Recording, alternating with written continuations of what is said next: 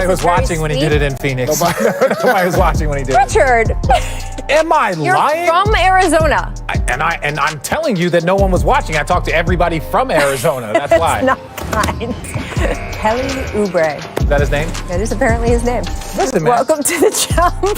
You make your first 3 of the season, you can blow a kiss. You can. Yeah. Yeah, there you go. I'm Rachel Nichols alongside 2 men with notable NBA jewelry. 2016 NBA champ Richard Jefferson, 2008 Finals MVP Paul Pierce. They don't give you an extra ring for that, Paul, but I feel they should. You got a trophy, though. You got an extra trophy. And you have like the little replica kind of thing, or they give you one and that's it, you get to keep it. Uh-oh. No, just you got to buy the replica. Oh, you got to buy it? Got to buy the replica. Things you didn't know about the NBA. Okay. Coming up, Kyrie Irving spoke to the media for the first time. Just a few hours ago, he talked about taking time off and his outlook going forward as he prepares to return to action on Wednesday.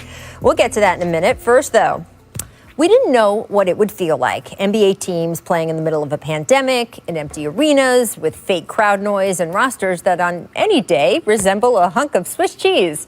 Would games even feel real? Or was this going to feel like watching a season's worth of pickup at LA Fitness? Well, guess what?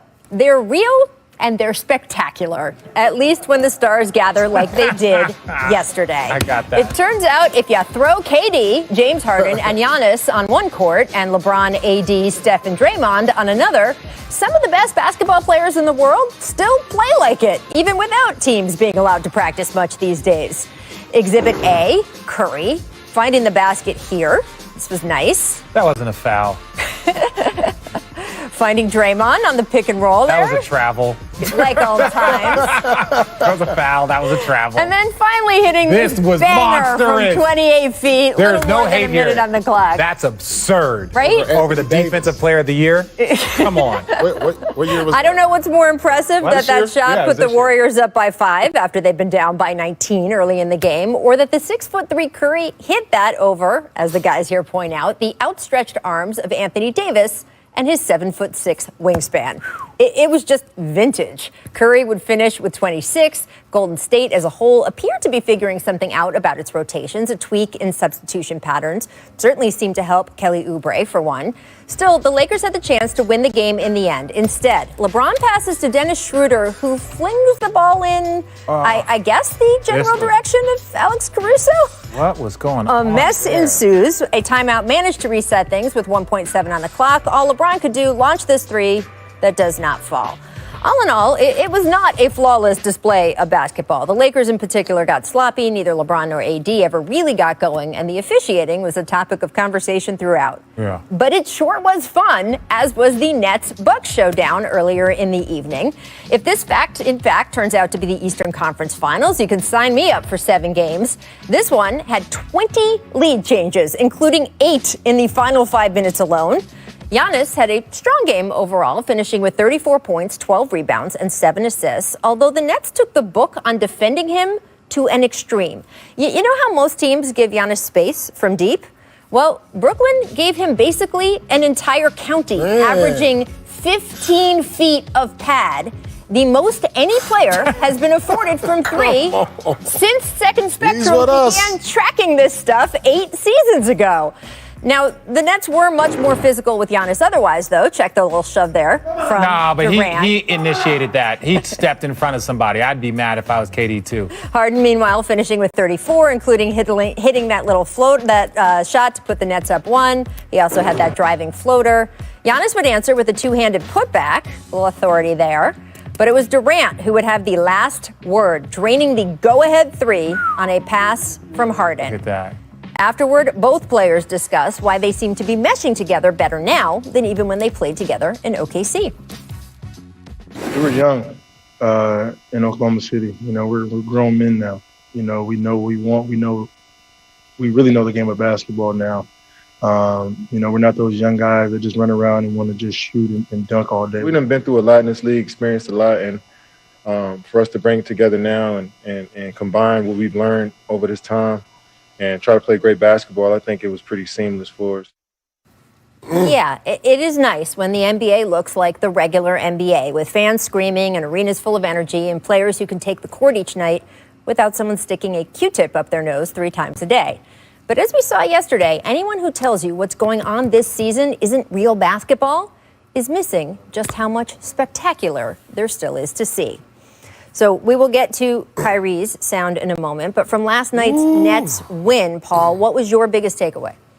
Man, this is scary.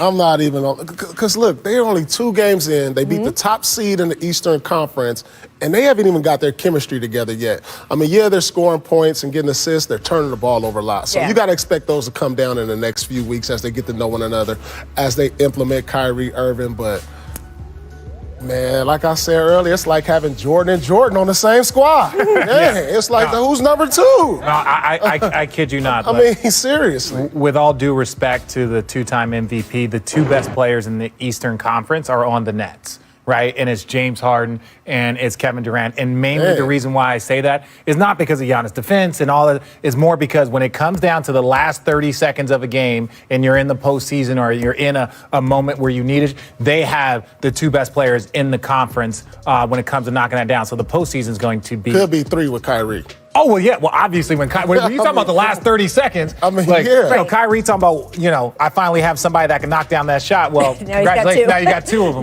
now you got 2. Now you got 2 of them. And look, this is the problem, too. You talk about the end of a playoff game. I mean, we're skipping some steps here, obviously, but you talk about the end of the playoff game with Giannis. I mean, you guys always tell me a big man, that's a tough position to put a big man in, to be depending on him finishing, especially if he's struggling at the free throw line.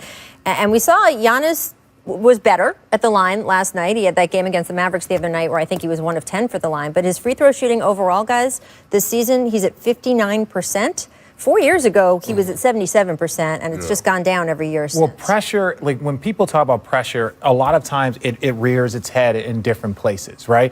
Giannis now feels the pressure to win a championship. He feels the pressure to be MVP. And sometimes that pressure is not going to show up in your ability to dunk. It's going to show up in like the moments and in those little bitty things, whether it's your 3-point, whether it's your free throws, and you can see the decline. So I don't know, as the pressure has gone up and his free throw percentage has gone down, like physically he's still one of the most dominant guys we've ever seen. But like that pressure and the technique, that's where it's starting to show in his game. He needs a closer. Simple and plain. He needs a superstar closer like Shaq had Kobe and Wade. He needs that guy. I'm not sure Middleton could be that guy. He's a great piece and he's having a great year. He'll be an all-star. But we saw how they struggled down the stretch. And if Giannis can't make free throws or hit perimeter shots consistently down the stretch, then who's going to be that guy? And that's why I just don't have faith. Regardless of Milwaukee Bucks, they may finish first in the conference. I just don't have faith in them come playoff time because of that. And look at that shot. Now, this is the thing. Milwaukee Bucks fans, we're not saying that your team isn't great. We're not saying that you can't get to the conference finals. We're not saying that you can't win a championship. You guys are just talking about the most elite level. These guys are champions. They're talking about that nuance of the most elite. That's what you need to Let's just say the last 2 shots, right? The last 2 shots of that game were taken by Chris Middleton, who's a very, very good player and all-star. The last 2 shots for the Nets will be taken by James Harden, Kevin Durant, or possibly Kyrie Irving. Right. Let's just put that in perspective. 3 future Hall of Famers versus, all-stars, right? Versus an all-star, right? And I know we're jumping ahead when we talk about that, but you got 2 MVPs, leading scorers, all these different accolades versus Chris Middleton. And that's not a disrespect. That's just the reality. No, it's just saying Chris Middleton's probably not one of the top 5 players in the NBA right now, which is an okay assessment. It's okay assessment. And I wouldn't say they struggled down the stretch. They were going, it was exciting. Lead for lead change, point for point, hit for hit. But yes, at the end, it was the Nets who came through, and they will be more powerful, more firepower with Kyrie Irving back. Probably not much longer for him to be out. He practiced for the first time with the team today, and Nets coach Steve Nash said it's great to have him back in the building. He expects Kyrie to play tomorrow against the Cavs. Kyrie missed the last 7 games due to personal reasons and COVID protocols. And here he was addressing the media for the first time. Take a listen. I'm wondering if you were aware that you had violated the health and safety protocols and what that process was like for you in coming back and going through that investigation, 1, and then secondly, what your communication was like with the team while you were away. Happy to be back. Happy to be around these guys, address the team, address everybody that need to be addressed. Now it's time to move on. I just was circling back on the health and safety front. Happy to be back. Thank you. I'm a hometown kid, so, things hit a little different when, family or personal stuff going on, and that's up to me to handle that as a man. But yeah, I just take full accountability for my absence. with the guys and, just had a conversation with each one of them and we move on. Just